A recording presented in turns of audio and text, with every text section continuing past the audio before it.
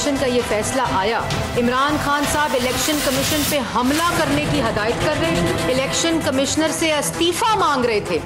वो आज election commission को सलाम पेश हल्फ लेने के बाद अगर इमरान खान साहब कहेंगे कि आधे घंटे के अंदर अंदर असम्बली तोड़ दें, तो मैं इंशाल्लाह आधे घंटे के अंदर अंदर असम्बली तोड़ दूँ। सुप्रीम कोर्ट को खराज तहसीन पेश करना जरूरी है। सुप्रीम कोर्ट आपका शुक्रिया। इमरान खान तुम्हारा खेल खत्म।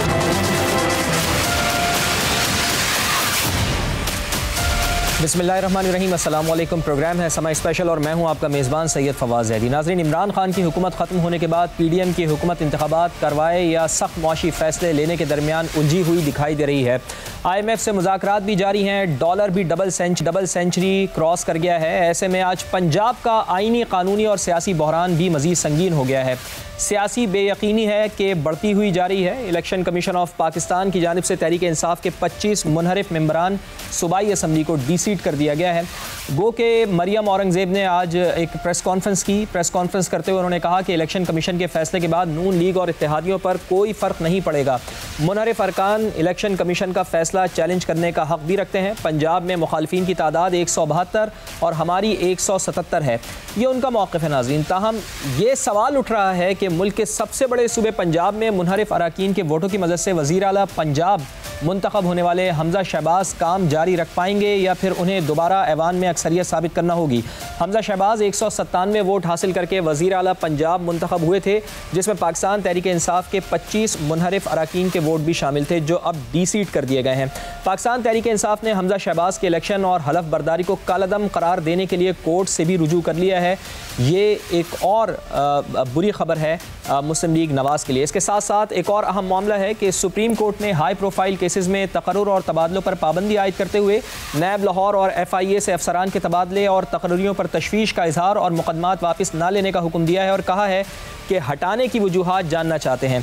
6 अप्रैल के बाद ECL से निकाले गए तमाम नाम और केसेस का रिकॉर्ड सील करके पेश किया जाए। ये सुप्रीम कोर्ट ऑफ पाकिस्तान ने खुद नोटिस लिया है इन तमाम मामलात के ऊपर, तकर्रुर और तबादलों के ऊपर। इसके ऊपर तफसील से बात करेंगे। और इसके साथ साथ आज मियाँ शहबाज शरीफ ने भी एक बात की। उन्होंने कराची में खिताब किया, मईशत के हवाले से भी उन्होंने बात की। उन्होंने कहा कि अगर पाकिस्तान तहरीक इंसाफ को जिस तरह से सपोर्ट मिली है उसकी अगर हमें 30% भी मिल जाए तो मुल्क की मईशत रॉकेट की तरह ऊपर जा सकती है। और इसके साथ साथ इमरान खान मुल्तान में खिताब भी कर रहे हैं। देखते हैं कि आज उनको 20 तारीख का उन्होंने कहा था कि वो इस्लामाबाद मार्च के हवाले से कॉल देंगे, तो आज देखते हैं कि वो क्या बड़े ऐलानात करते हैं। तो पंजाब की सूरत हाल पर बात करते हैं। हमारे साथ जाहिद मौजूद हैं, समा इन्वेस्टिगेशन यूनिट के हेड, और इसके साथ साथ हमारा साथ देंगे आज प्रोग्राम में शानदाना गुलजार साहिबा, पाकिस्तान तहरीक इंसाफ की रहनुमा हैं, और बैरिस्टर दानियाल चौधरी, पाकिस्तान मुस्लिम लीग नून के रहनुमा, वो भी हमारे साथ प्रोग्राम में शामिल होंगे। तो जाहिद गशकोरी साहब से गुफ्तगू का आगाज़ करते हैं। जाहिद साहब, पार्टी पॉलिसी के बरक्स वोट देने पर आज इलेक्शन कमीशन ऑफ पाकिस्तान ने पंजाब असम्बली से ताल्लुक़ रखने वाले 25 पाकिस्तान तहरीक इंसाफ के मुनहरिफ अरकान असम्बली को डीसीट कर दिया है। गो के इलेक्शन कमीशन ऑफ पाकिस्तान ने कहीं पे भी अपने फैसले में ये नहीं कहा है कि वो नाअहल करार दिए गए हैं, लेकिन पाकिस्तान तहरीक इंसाफ के जो हामी हैं, जो उनके वकला हैं, असद उमर साहब ने प्रेस कॉन्फ्रेंस की, फ़ारूक हबीब साहब भी उसमें मौजूद थे और बार बार उनकी जानिब से कहा गया कि ये ताहयात नाअहल हो गए हैं। एक तो ये बात बताएं कि क्या ये ताहयात नाअहल हुए हैं या नहीं हुए हैं, और इसके साथ साथ पंजाब असम्बली का अब मुस्तकबिल क्या होगा इस फैसले के बाद? देखें, आज के फैसले ने बहुत सारी चीज़ें क्लियर कर दी हैं। सुप्रीम कोर्ट ऑफ पाकिस्तान का जो फैसला आप पढ़ें 2 से 3 दिन पहले आया था, और इलेक्शन कमीशन ऑफ पाकिस्तान का फैसला मैंने सारा पढ़ा है। जिस तरह आपने बताया है कि उसमें कोई ऐसी बात नहीं है कि वो ताहयात नाअहल कर दिए गए हैं या कुछ अरसे के लिए, बिल्कुल ऐसा नहीं है। इलेक्शन कमीशन ऑफ पाकिस्तान ने ये कहा है कि पार्टी पॉलिसी की वर्स्ट फॉर्म है बीट्रेइंग की, इसलिए ये सीटें अब खाली हो गई हैं, उनको डीसीट किया जाता है। तो सुप्रीम कोर्ट के फैसले को इलेक्शन कमीशन ऑफ पाकिस्तान ने फॉलो किया है, और आज का फैसला इसने एक सूरत हाल बिल्कुल क्लियर कर दी है पंजाब में, क्योंकि पहले बहुत सारे डाउट्स थे कि क्या होगा, क्या होने वाला है। नंबर गेम बिल्कुल क्लियर है। मैं सारे नंबर गेम मुख्तलिफ जो कानूनदान हैं उनसे बात करके इलेक्शन कमीशन के जो ऑफिशियल्स हैं इन चीज़ों को डील करते हैं, बात करके मैं आपके सामने रखना चाहूँगा। जी बताइए, पंजाब में आपको मालूम है 371 का जो टोटल हाउस है उसमें इस वक्त पाकिस्तान मुस्लिम लीग नवाज के पास जो पोजीशन है वो बिल्कुल क्लियर है। 177 मेंबर पार्लियामेंट उनके पास मौजूद हैं, लेकिन अगर उनके 4 जो ऐसे मेंबरान हैं, 4 या 5 जो कि डिसेंटिंग थे और वो PMLN को वोट नहीं करना चाहते थे, उन्होंने वोट नहीं किया था। अब सूरत हाल क्योंकि दोनों फैसलों से बिल्कुल क्लियर है, अगर वो वोट ना भी करें ना, अब वो तो चाह के भी मुखालिफत में वोट नहीं दे सकते अब इन फैसलों के बाद। भाई साहब, मुखालफत में वोट वो बिल्कुल नहीं दे सकते। अगर वो हमजा शहबाज को ना देना चाहें, उसके बावजूद भी उनके पास 173 या 172 कम अज कम नंबर मौजूद है। लेकिन पाकिस्तान तहरीक इंसाफ की पोजीशन इस वक्त ये है, मैं एग्जैक्टली आपको रेशो देना चाहूँगा क्योंकि मैं नंबर गेम बना के आया हूँ, जो फिगर्स हैं, जो हकाइक हैं, उसमें पाकिस्तान तहरीक इंसाफ के आपको पता है 183 टोटल नंबर था, आज 25 उनके सीटें चली गई हैं। उसमें 183 में जो पाकिस्तान तहरीक इंसाफ के पास नंबर था वो 146 का उसकी जनरल सीट्स थी, जिनकी बुनियाद पे 4.43 का रेशो है, जो कि खसूसी सीटें होती हैं विमेन के लिए और माइनॉरिटी के लिए। उसमें 146 जनरल सीट की बुनियाद पे 37 सीट्स इनके पास मौजूद थी, तो तब ये नंबर 183 का था। अब आज का अगर आप देखें 20 जनरल सीट के उनके लोग डी सीट हो गए हैं और 5 जो हैं वो खसूसी हैं, 3 खवातीन हैं, 2 माइनॉरिटी के शामिल हैं।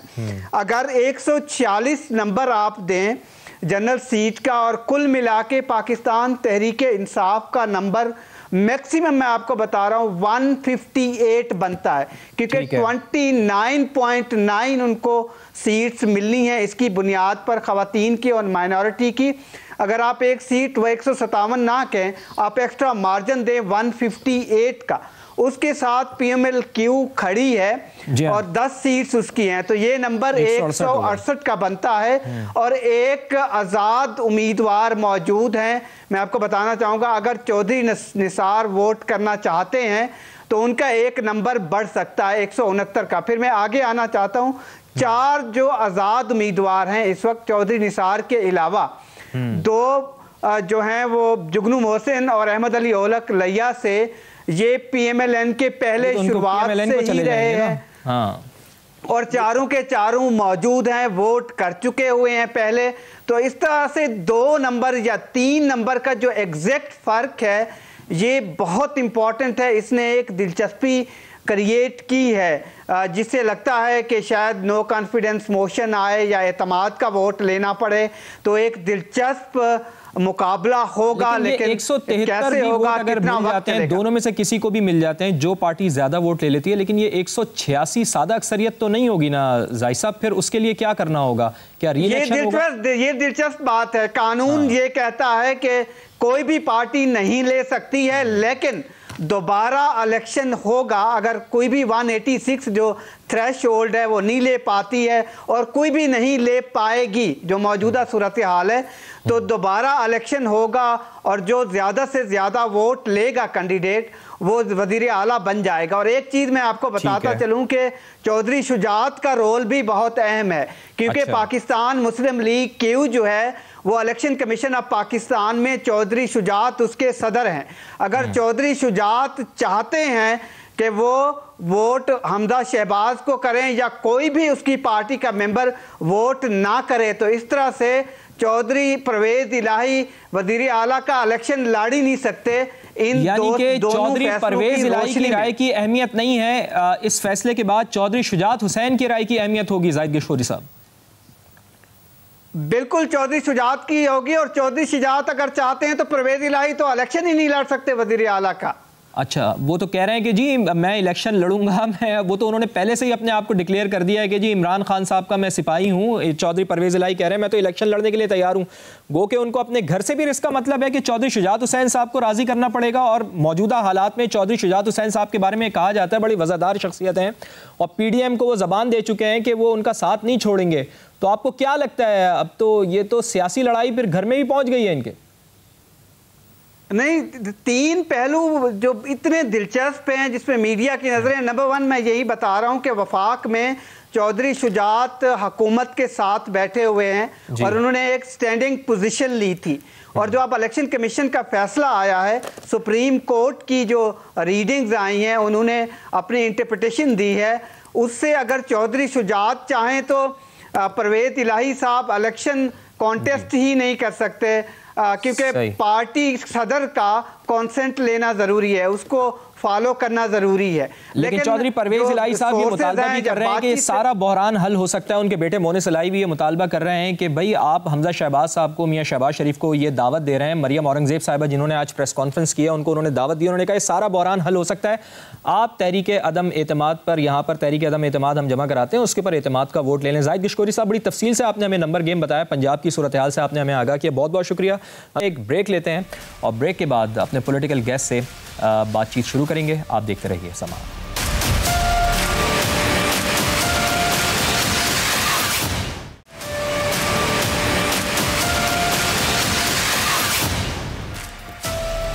प्रोग्राम में एक बार फिर खुशामदीद। पाकिस्तान तहरीक इंसाफ की रहनुमा शानदाना गुलजार साहिबा हमारे साथ मौजूद हैं। बैरिस्टर दानियाल चौधरी हमें प्रोग्राम में ज्वाइन कर चुके हैं। आप दोनों को बहुत बहुत वार्म वेलकम बहुत प्रोग्राम में। और शानदाना साहिबा, आपसे गुफ्तगू का आगाज़ मैं करता हूँ। आज जो फैसला आया है पाकिस्तान तहरीक इंसाफ के 25 अरकान असम्बली, मुनहरिफ अरकान असम्बली, उनको डीसीट किया गया है।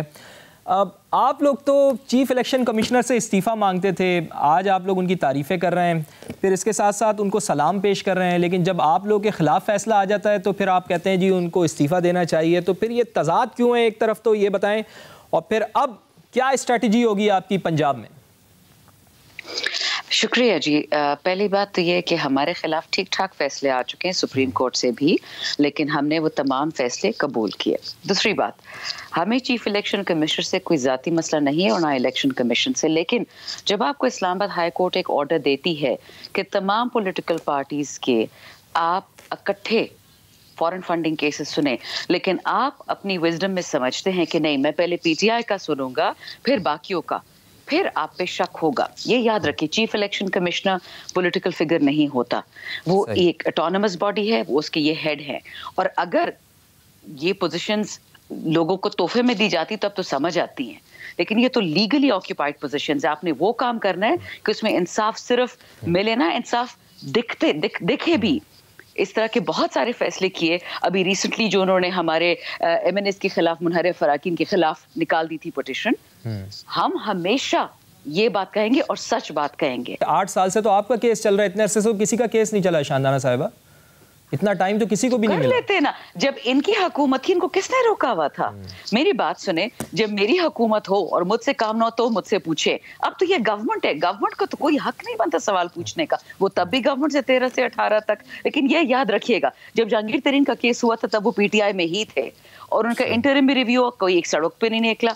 आप ये बात याद रखिएगा कि चीफ इलेक्शन कमिश्नर बाकी कमीशंस की तरह है, SECP की तरह है, कंपटीशन कमीशन की तरह। जब आप पे आवाज उठेगी और कानूनी आवाज उठेगी, हमारा हक है कि हम उस पे कानूनी आवाज उठाएं। वो अलग बात है कि कल को प्रूव हो जाते हैं कि वो गलत काम नहीं कर रहे थे, वो गैर जानिबदार थे, तो ठीक है PTI झूठी निकली। लेकिन ये कहना कि हम मिजाजी खुदा पाकिस्तान में बना ले जब हमें सरासर ज्यादती नजर आती हो, ये तो वही बात है ना कि कत्ल हो गया बट आप चुप कर जाए, आप जरा गरीब है, ऐसे नहीं चलेगा।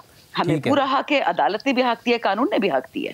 सही। अच्छा, अब मुझे स्ट्रैटेजी बताएं कि पंजाब में आपकी क्या स्ट्रैटेजी होगी? क्या वही स्ट्रैटेजी है आपकी कि आपके उम्मीदवार वज़ीर आला पंजाब के लिए चौधरी परवेज़ इलाही हैं, चूँकि वो तो कह रहे हैं कि मैं इमरान खान का उम्मीदवार हूँ, उन्हीं को सपोर्ट करेंगे, या फिर तहरीक अदम एतमाद के हवाले से कोई आप लोग प्लान कर रहे हैं, या फिर नए इंतखाबात में जाएंगे? क्या आप लोग की प्लानिंग है पंजाब को लेकर?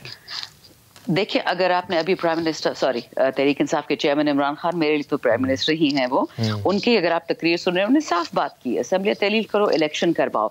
जिस बात से मुझे हैरानगी होती है कि जनवरी फरवरी तक जो अदम एतमाद मार्च था, बार बार यही कहते थे कि जी इलेक्शन करवाओ। अब हम भी मान गए हैं, हम खुद असेंबलियां छोड़ के गए, रिजाइन करके गए, इलेक्शन से किस बात पे डर रहे हैं? एक तो ये नहीं समझ आती। दूसरी बात, प्लान हमारा एग्जैक्टली यही है कि ये इलीगल गवर्नमेंट है, ये इमोरल गवर्नमेंट है। आइन को तोड़ मोड़ के तो पाकिस्तान में कत्ल भी होते रहे हैं, आपके तो वजीर आजम भी मरते गए हैं, आप कत्ल हुआ है, हमारे तो प्रेसिडेंट्स भी। इस मुल्क में सब कुछ हो सकता है। तहरीक अदम एतमाद के नतीजे में इमरान खान साहब गए हैं। कल मरियम औरंगजेब साहब ये चीख के कह रही थी, वो कह रही थी कि जब हमारी मर्जी होगी हम इलेक्शन करवाएंगे। तो ये तो हुकूमत की सवाब दी देना, हुकूमत की मर्जी। वो ये कह रही हैं कि आप लोग इस हक को खो चुके हैं। तहरीक अदम एतमाद से पहले आपके पास पावर्स थी, अब आपके पास पावर्स नहीं है। अब हमारी हुकूमत है, हम जब चाहेंगे जब इलेक्शन कराएंगे, हमारी मर्जी होगी जब इलेक्शन कराएंगे, आपकी मर्जी नहीं चलेगी। चले अच्छा, इस हुकूमत में एक तो कॉन्फिडेंट इंसान है माशाल्लाह, बाकी तो सारे रोते फिर रहे हैं, हाय इमरान खान बम छोड़ गया, हाय इमरान खान ने ये कर दिया, हाय इमरान खान ने।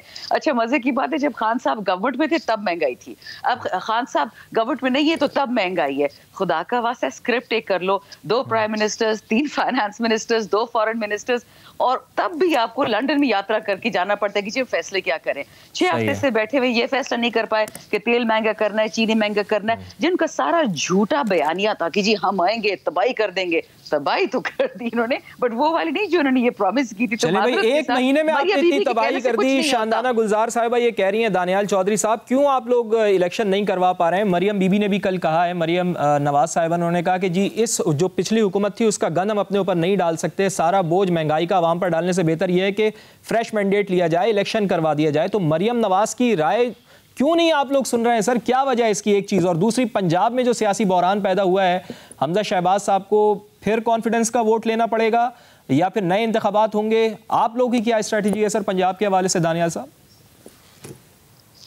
बिस्मिल्लाहिर्रहमानिर्रहीम। देखें जी, जो शानदाना साहबा कह रही हैं उसमें हकीकत इसलिए नहीं है कि उनको पता नहीं है कि पिछले 4 साल जबकि हुकूमत नहीं थी, उनकी पार्टी कंटेनरों पे खड़ी रही और जलाओ घेराव की बात करती रही। और जब आज कह रही हैं कि ये जवाब दें, और जो पिछले 4 साल ये हुकूमत में थे, तो उनसे जो सवाल पूछा जाए तो इनकी जमात जवाब देती थी कि आप पुरानी हुकूमत से पूछें। 4 साल तो जवाब देने से कासिर रहे और आज भी जवाब देने से कासिर है। 4 साल, ये पिछले 7 साल से फॉरेन फंडिंग, 8 साल से foreign funding case stay orders के पीछे है। मालम जब्बा केस स्टे ऑर्डर्स के पीछे है, इनका हर केस स्टे ऑर्डर्स के पीछे है। अवाम की महंगाई की शरह ये वहां पे ले गए कि हुकूमत, अपोजिशन को पता था ये कि अगर हमने हुकूमत दी तो कांटों का सेज है, लेकिन ये हमने फिर भी लंगड़ी लूली हुकूमत लेने के लिए हमने ओके इसलिए किया क्योंकि हमें पता था that Pakistan has come to a point where if we do not come to rescue it there is no way of return, there is no return. हमारा सीपैक जो है वो हॉल्ट पे है, चाइना हमारे साथ काम नहीं कर रहा, यूनाइटेड स्टेट्स हमारे साथ काम नहीं करने के लिए तैयार, हमें भीख दे दे के IMF तंग आ गया है, हमारे से और जितने भी ममालिक हैं, EU के ममालिक हैं, उन्होंने हैंड्स अप कर दिया। पाकिस्तान का कोई इकोनॉमिक इंडिकेटर ठीक तरह नहीं, सही सिमत में नहीं था। ये वो वाहिद हुकूमत थी जो इतनी माशाल्लाह नालायक थी कि अपने पिछले साल के नाकामी को और फेलियर को अपने अगले साल से कंपैरिजन करते थे और कहते थे वाह वाह वाह वाह वाह ग्रोथ होगी, वाह वाह वाह पता नहीं ये इंपोर्ट्स बढ़ गई, ये चीजें होगी। अपने ही पिछले साल ये 4 नंबर से फेल हुए थे तो वाह वाह कर रहे थे, इस दफा ये 5 नंबर से फेल हो गए तो फिर भी वाह वाह कर रहे हैं, लेकिन दोनों इम्तिहानों में ये फेल हुए। आज इमरान खान साहब कंटेनर पे, ये इनके पास ऐसी क्या पॉलिसी है जो 4 साल से मुनफरिद होगी? ये तो पिछले 27 साल से कह रहे थे ना कि भाई कि हमारे पास 400 इकोनॉमिस्ट हैं, वो किधर है 400 इकोनॉमिस्ट? बताएं शाहजाना साहिबा कि जिन्होंने आके कंटेनर्स के ऊपर खड़े होकर कहते थे कि जिन्होंने मुल्क की मैशत चेंज करनी थी, वो किधर है 300 इकोनॉमिस्ट जिन्होंने IMF को खैराबाद करना था, जिस तरह हमने खैराबाद का। तो आप लोग भी 6 महीने ले रहे हैं ना, 30 साल से तो आप लोग भी हुकूमत कर रहे हैं, आप लोग के पास मैशत के जादूगर हैं, तो आप लोग क्यों नहीं अभी तक सेट कर पा रहे हैं? सारा मलबा तो आपके ऊपर गिर रहा है, फेलियर आपके ऊपर आ रहा है सर। हम वो जमात हैं जिसने पाकिस्तान को जो सिंस 1947 अंडर डेवलप्ड नेशन था उसको डेवलपिंग नेशन का स्टेटस दिया। हम वो जमात हैं जिसने पाकिस्तान की फॉरेन रिजर्व्स हाईएस्ट लेके गए, ग्रोथ हाईएस्ट लेके गए। ब्लूमसबर्ग और इकोनॉमिस्ट कहते थे Pakistan is the fastest growing economy in the region, और साथ ही इकोनॉमिस्ट कह रहा था कि best stable economy in the region. आज बांग्लादेश आपसे आगे निकल गया, इस मुल्क का कोई मुल्क जो है वो आपसे बेहतर तरक्की कर रहा है। आपने 4 साल में 4 साल में लोगों के साथ झूठ बोला, लोगों के साथ फ्रॉड किया, और छोड़ दें, आपने सबसे बड़ा फ्रॉड किया कि जो आपको 1.6 बिलियन डॉलर, 1.6 अरब डॉलर IMF ने आपको कोविड में दिए, वो गरीब बंदे के लिए कि उनके ऊपर लगाओ, उनकी खुशहाली के लिए लगाओ, आपने वो एक आना गरीब बंदे पर नहीं लगाया। आपने क्या किया कि वो आपने 426 लोगों में वो 682 लोगों में हुकूमत तो ये कहती थी पाकिस्तान तहरीक इंसाफ की कि कोविड के दौरान सबसे बेहतरीन पॉलिसीज हमारी रही, दुनिया में हमारी तारीफें हो रही हैं, आप ये कौन से एक 1.6 अरब डॉलर लेकर आए सर? आप चेक करें, LOI खुला हुआ था, IMF का LOI था, वो था कि सिर्फ आपने बंदों को देने हैं, आपने गरीबों पे लगाने हैं। इन्होंने 426 लोगों को वो पैसे देके 500 मिलियन ईच LCs खुलवा दी। उन LC से कहा कि आप मशीनरी डॉलर उठाओ मार्केट से और आप पैसा पाकिस्तान लेके आओ। आप चेक करें, it's not a new news, ये आपने इन्होंने LCs खुलवा के डॉलर्स उठा के मार्केट से और उन्होंने ये हाल किया, उससे फेक ग्रोथ दिखाई। मुझे बताएं कि वो 101 IMF खुद चीखें मार रहा है कि जो पैसे उन्होंने दिए गरीबों पे लगाने के लिए, इन्होंने अपने सो कॉल्ड चले मैं ये पॉइंट इनके पास शानदाना गुलजार की तरफ लेके जाता हूं, जो आप कह रहे हैं मईशत के हवाले से, मुझे पंजाब के हवाले से जवाब दे दें। एक सेकंड दानियाल चौधरी साहब, फिर वक्त कम रह जाएगा, मुझे पंजाब की सूरत हाल पे भी तो बता दें। वहां पर आपकी हुकूमत अब हमजा शहबाज साहब के लिए मुश्किल पड़ी है। चौधरी परवेज इलाही कह रहे हैं कि एतमाद का वोट लें, सादा सी बात है, एतमाद का वोट ले लें वहां पर आके। अब क्या होगा पंजाब में, कैसे हैंडल करेंगे इस बहरान को आप? सर वो कहते हैं ना, हजारों ख्वाहिशी की हर ख्वाहिश पे दम निकले, बड़े निकले अरमा हमारे फिर भी कम निकले। इनके अब ये PTI इज हिस्ट्री, जो इन्होंने पंजाब में लोगों के साथ बुरा हाल किया, जो महंगाई का बुरा हाल किया, इनको क्या पता? इनसे पूछे किसान किस तरह झोलियां भर भर के इनको बदवाएं दे रहा है, किस तरह गालियां दे रहे हैं लोग इनको। जाएं गली मोहल्ले में, जाइए आप निकलें जहां जहां आपका 700 रुपए के आटे का तोड़ा इन्होंने 1300 रुपए में ले गया। गालियां आपको पड़नी है दानियाल चौधरी साहब, अगर आपने कोई बड़े डिसीजंस नहीं लिए, आप भी तो बड़े डिसीजंस नहीं ले पा रहे हैं ना दानियाल चौधरी साहब, हम बड़े डिसीजंस क्यों नहीं ले पा रहे हैं आप लोग? वो जमात है, डॉलर 202 रुपए का हो गया सर। हम वो जमात है जिसने पाकिस्तान में और पंजाब में रिपीटेडली परफॉर्म किया। हम 4-8 साल से कंटेनरों पे खड़े नहीं हुए। हम वो जमात सर अभी भी आज हम उठा लें, क्या कर रहे हैं? कोई बड़े फैसले क्यों नहीं ले पा रहे हैं? हमें आए हुए कितने दिन हुए हैं? कितने पंजाब में अभी तक तो इन्होंने कैबिनेट बनने नहीं दी, गवर्नर ने खुद रोका हुआ है। हमने क्या पंजाब में अभी तक किया? लेकिन फिर भी हमारी पॉलिसी जो हमारी पॉलिसीज है गरीब दोस्त पॉलिसीज है, हमारी पॉलिसीज गरीब दोस्त पॉलिसीज है सर, हमारी पॉलिसीज गरीब दोस्त पॉलिसीज हैं। आटा हमने सस्ता किया है, आते साथ हमने चीनी सस्ती की है। जो 600 कुछ का 10 kg का मिल रहा था बैग, हमने 400 कुछ पे लेके आ गए हैं।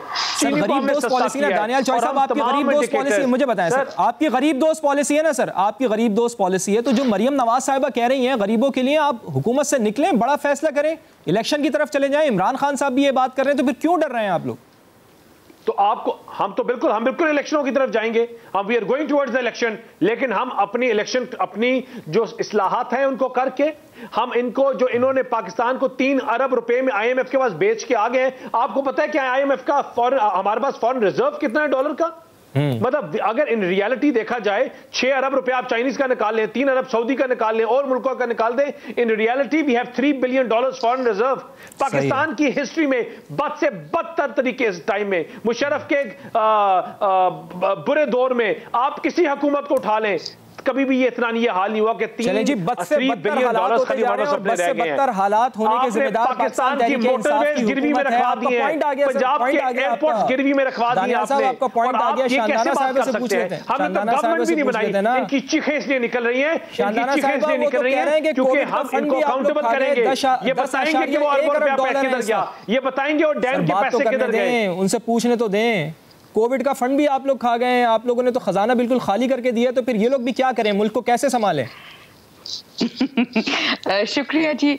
बैरिस्टर साहब मेरे छोटे भाई लगते हैं थ्रू रिश्ता, तो मेरा दिल भी इनके लिए दुख रहा है, मासूम से है कि जी बिल्कुल, यही तो कह रही हूँ ना, मेरे छोटे भाई है और ये बहुत मासूम है। इनको पता नहीं मरियम औरंगजेब साहिबा ने कौन से 1970 की फिगर्स पकड़ा दी है। मैं थोड़ा सा इनको बताऊंगी। देखिए, मेरी अपनी पार्टी में कोई रेपुटेशन अच्छी नहीं, मैं बहुत लड़ाका हूँ, मैं हर किसी से लड़ती हूँ जो मुझे लगता है हक के खिलाफ है। तो इसलिए मुझे लगता है, कभी मुझे उस दिन मजहर अब्बास साहब ऑन द लाइटर नोट एक टीवी शो में कहते कि मैडम आप कभी कामयाब नहीं होंगी। मैं कहा डजंट मैटर, सच बोलना है, कब्र में तो कामयाब होंगे ना, अगर और कहीं नहीं होंगे। अच्छा, थोड़ा सा मैं आपको फैक्ट्स एंड फिगर्स बता दूं। देखिए, पॉलिटिकल जो डिस्कोर्स होता है या जो डिस्कशन होती है उसमें ज़रूरी नहीं है कि मैं आपकी मानूँ, आप मेरी माने। नेचुरली डिफरेंट पार्टीज में हमारे डिफरेंट नज़रिए होंगे, लेकिन फैक्ट्स और फिगर्स और नंबर्स पे तो शुक्र अल्हम्दुलिल्लाह एक दुनिया है पाकिस्तान से बाहर और वो हमें देखते हैं। मैं हफीज शेख साहब का आपको, हफीज पाशा साहब का बता दूं, वो पीटीआई के तो है नहीं, उनकी 2 किताबें हैं, मैं आपको दोनों भिजवा दूंगी, मेरे पास उसकी कॉपीज हैं। उसमें आप देख, वो एक किताब उन्होंने यूएनडीपी के लिए लिखी थी, एक किताब उन्होंने खुद लिखी है, और दूसरे में, दोनों में उन्होंने कहा है, पहली में उन्होंने जो पर्सनल किताब है कि नून लीग ने जब उनकी हुकूमत थी 13 से 18 तक, उन्होंने झूठ बोला, बाकायदा झूठ बोला, क्योंकि bureau of statistics planning division के नीचे होती थी, तो ये नंबर ऊपर नीचे करते रहते थे ग्रोथ दिखाने के लिए। इन्होंने बोला हमारी 5.8% ग्रोथ थी जब हम जा रहे थे, और हफीज पाशा साहब की किताब में 4% लिखा हुआ है। अच्छा, हफीज पाशा साहब की जो दूसरी किताब है उसमें लिखा हुआ है कि अगर पिछले 8 साल में पाकिस्तान में किसी सूबे ने तरक्की की थी, वो सिर्फ केपीके नहीं की थी, क्योंकि मुसलसल 2 पीटीआई की गवर्नमेंट्स थी। ये ऑन रिकॉर्ड है, ये मैं नहीं कह रही हूँ। तीसरा, आप IMF, वर्ल्ड बैंक और एशियन डेवलपमेंट बैंक के रिकॉर्ड्स निकाल लें कि जितनी नौकरियां नून लीग ने 13 से 18 में दी थी, यानी 5 साल में, वो हमने 3.5 साल में दी हैं। इसके बावजूद कि दुनिया का 100 साल बाद एक अलमिया कोविड दुनिया को, पाकिस्तान को हिट किया। हमारी एक्सपोर्ट्स पाकिस्तान की पिछले 75 साल में 25 अरब डॉलर से नहीं बढ़ी, और आज अप्रैल में जब हमारी हुकूमत जारी थी, जिस दिन 32 अरब डॉलर को हिट करी थी। हमारी एक्सटर्नल रेमिटेंसेस जो पाकिस्तान की हिस्ट्री में 20 अरब डॉलर से ऊपर नहीं गई थी, वो 32 अरब डॉलर पे थी। ठीक है, आपके जो एहसास प्रोग्राम है, कामयाब जवान कामयाब किसान, आप सिर्फ प्राइवेट सेक्टर बैंक से पूछ लें, और अभी तो स्टेट बैंक इनके हाथ में ना, तो वहां से डेटा निकाल के देख लें कि कितने कर्जे हमने माजूरों को, गरीबों को, औरतों को, बच्चों, किसानों को दिए। अच्छा, अगर आपको याद है हमारे टाइम पे शुरू में ये जब जंग हो रही थी यमन की, तो लोकस्ट यहाँ पे पाकिस्तान में आए थे, और लोकस्ट तबाही मचा दी थी सदर्न पंजाब में, अफगानिस्तान। लेकिन ये बात सही है, चलें शानदाना गुलजार साहब, आपकी मैं तमाम बातों को मैं मान लेता हूँ, आपकी तमाम बातें आपकी कह रही हैं कि फैक्ट्स एंड फिगर्स आपके बिल्कुल सही हैं, लेकिन मुझे सिर्फ ये बताएं ना कि आम आदमी की जिंदगी में आपकी हुकूमत में तब्दीली क्यों नहीं आई? 50 लाख नौकरियों का आपने वादा किया था, ये लोग ये क्लेम करते हैं कि जी आपने तो उल्टा लोगों को बेरोजगार कर दिया। चलें, आप जो बता रही हैं, फिगर्स बता रही हैं, ये तो इम्प्लीमेंट होती तो आम आदमी तो बहुत ज्यादा फायदे में होता ना। हमने तो देखा कि महंगाई बदतरीन रही आपकी हुकूमत में, बहुत ज्यादा महंगाई रही। इन्फ्लेशन रेट जो इनके दौर में ये लोग क्लेम करते हैं कि जी 3 से 4% था, 5% था, वो 15% के ऊपर चला गया। चलें, इसके ऊपर कमेंट कीजिएगा, मुझे एक ब्रेक, और ब्रेक के बाद मैं इस पर आपका कमेंट लूंगा। नाज़रीन, एक ब्रेक के बाद दोबारा मिलते हैं।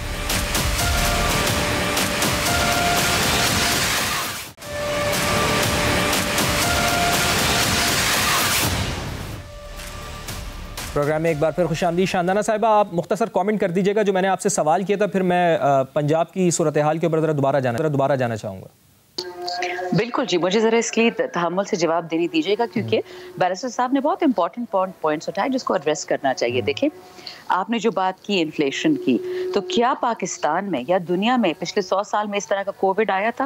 मैं आपको छोटी एग्जांपल देती हूँ महंगाई की। आपको पता है कि इस वक्त अगर आप यूक्रेन और रूस के जो तेल पे और गल्ले पे असरात आए, उनको मैं साइड पे कर दूं, आपको पता है कि जो कंटेनर आता था ना, जिनमें तमाम आपका तेल आता है, अशिया आती है, इंपोर्ट्स आती हैं, वो पहले $1000 में होता था। ये मैं आपको बता रही हूँ फरवरी 2020 तक, जब कोविड नया नया दुनिया में आया था। उसी साल जून तक वो कंटेनर $10,000 तक चला गया था, और अब वो कंटेनर माफिया, जो ग्लोबल माफिया है, वो $32,000 में एक कंटेनर मिल रहा है। तो आपका क्या ख्याल है कि ये वो मुल्क है कि केमिकल भी हम इम्पोर्ट करते हैं, दालें भी इस मुल्क में नहीं मिलती, चाय भी हम इम्पोर्ट करते हैं, खजूरें भी इम्पोर्ट करते हैं। यहाँ पे एक इंडस्ट्री, आपको पता है कि 18वीं तरमीम के बाद एक सूबाई सब्जेक्ट है, ज़राअत सूबाई सब्जेक्ट है, खाना सूबाई सब्जेक्ट है, लेबर सूबाई सब्जेक्ट है।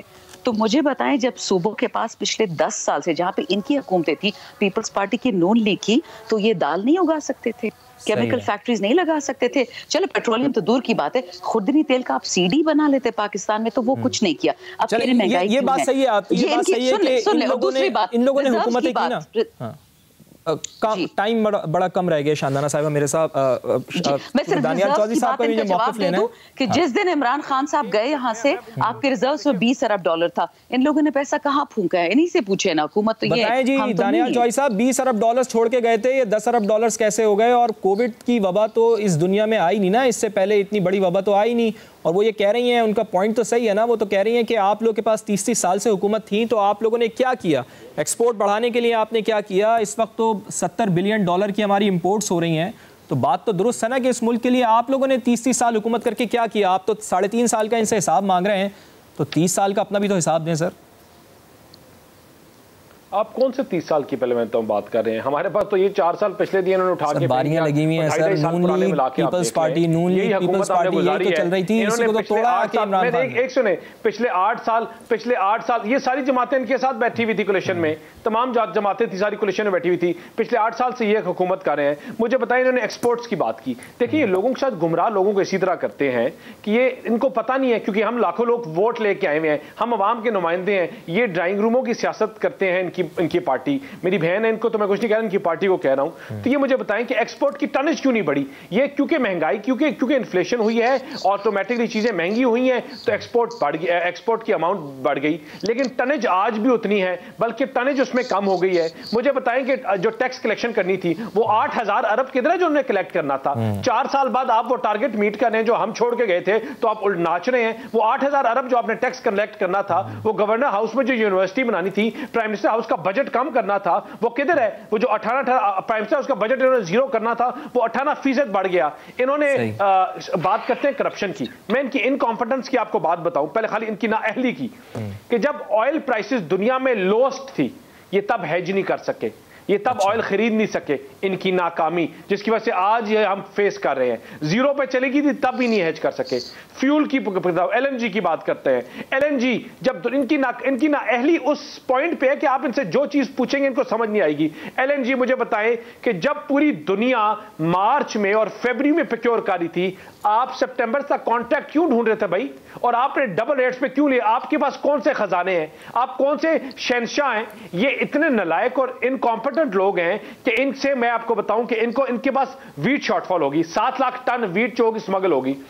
इनको रशिया ने कहा कि हम आपको $280 पर टन वीट देते हैं। उन्होंने कहा नहीं, we have bumper crop, we are sending it to rest of the world. इन्होंने उनको रिजेक्ट कर दिया।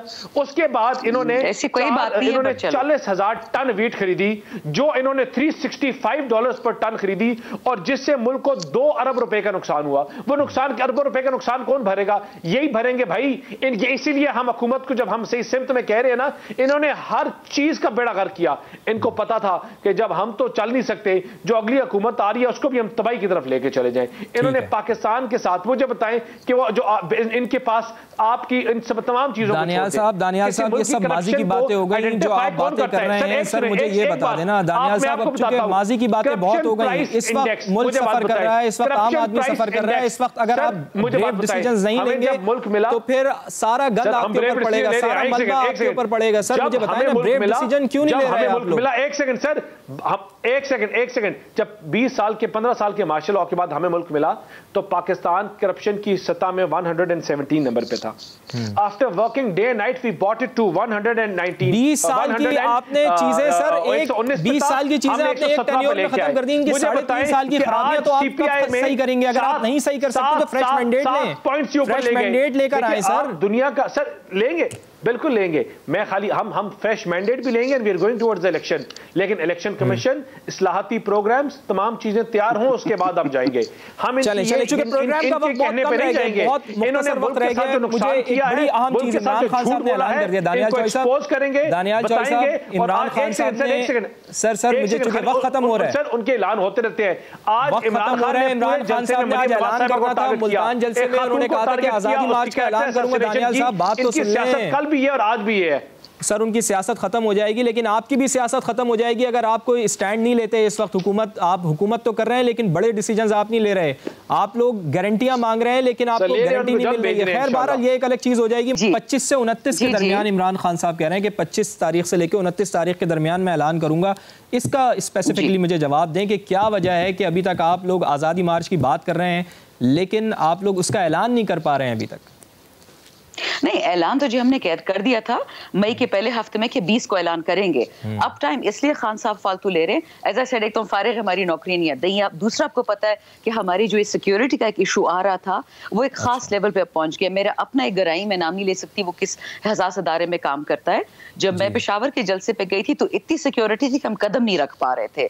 तो ये कुछ लोग जो खान साहब की सिक्योरिटी की बात करते कि जी ये ड्रामा है, झूठ है। आई विश ड्रामा झूठ होता। हमें थोड़ा सा अपने खान को सिक्योर करना है। है। लॉन्ग मार्च सिक्योरिटी तो फराहम कर रही है ना हुकूमत, आपको फराहम कर रही है ना सिक्योरिटी, उससे मुतमईन है बस जी। वो जो फराहम कर रही है वो सिक्योरिटी नहीं है, बाकी सब कुछ है। बट एनीवेज देखिए ये बहुत क्यूट शो था, बड़े मजे का शो था, लाइट हार्टेड शो था। सिक्योरिटी फराहम नहीं कर रहे?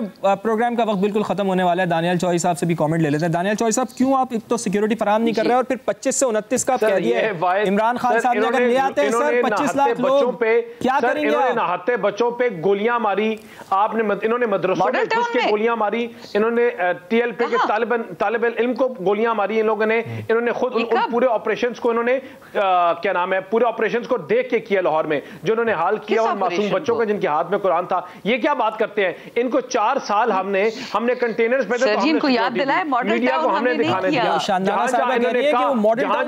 कहा इनको सिक्योरिटी दी और आज भी दे रहे और कल भी देंगे। और सर मुझे बताए ना, मॉडल टाउन में इन्होंने कराई ना इंक्वायरियां, क्या निकला? हम उसमें हमारी कोई इन्वॉल्वमेंट थी नहीं थी, अगर थी तो 3 साल में निकलती। इनको पता था जिनकी इन्वॉल्वमेंट थी, जो वहां लोग इन्वॉल्व थे, उनको सबको सजाएं मिली और वो फेस भी कर रहे हैं। और इन्होंने वरना हमारे ऊपर तो इतना सा केस भी नहीं छोड़ना था इन्होंने। सर इन्होंने जो हाल किया उन बच्चों को वो पूरी दुनिया ने देखा था। इन्होंने जो हाल किया पाकिस्तान का पूरी दुनिया ने देखा है। हम इनको हमने कल भी सर ये मस्जिदों में तहरीके इंसाफ के लोगों ने तहरीके लब्बैक के बच्चों का हाल किया, जो और मदरसों में हाल किया। इन्होंने 40 से ज्यादा बच्चे शहीद किए।